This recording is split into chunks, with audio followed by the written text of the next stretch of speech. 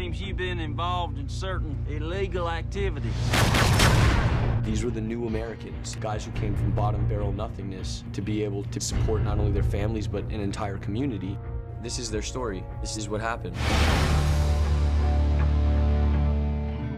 It began with discovering some newspaper articles that described an incident in December of 1930 at a bridge over a creek called Magody Creek in Franklin County, where some officers actually shot my grandfather and his brother, Forrest, when they were trying to transport some liquor across the county. Step on the right, boy!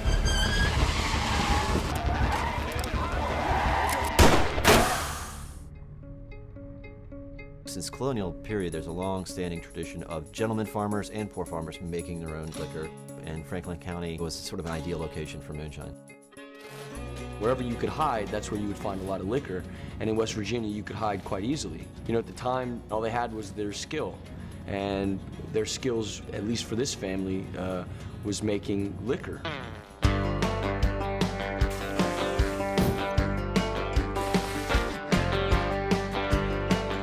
Franklin County, if you wanted to make any kind of extra money, there were a few possibilities. The more you talk to the people that were involved in bootlegging, they were all good people. They were just trying to get by. With a couple bags of sugar, you could make a product that you could sell.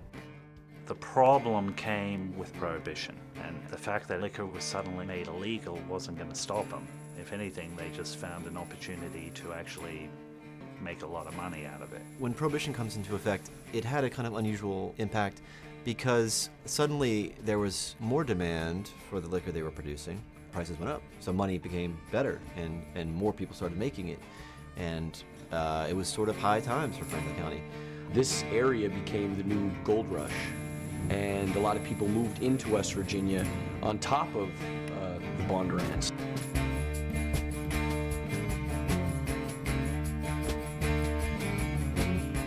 People weren't allowed to make alcohol or drink publicly, etc. So this whole idea of an underground society, I think, really kind of took off. And clearly, you know, the black market and the underground still exists to this day.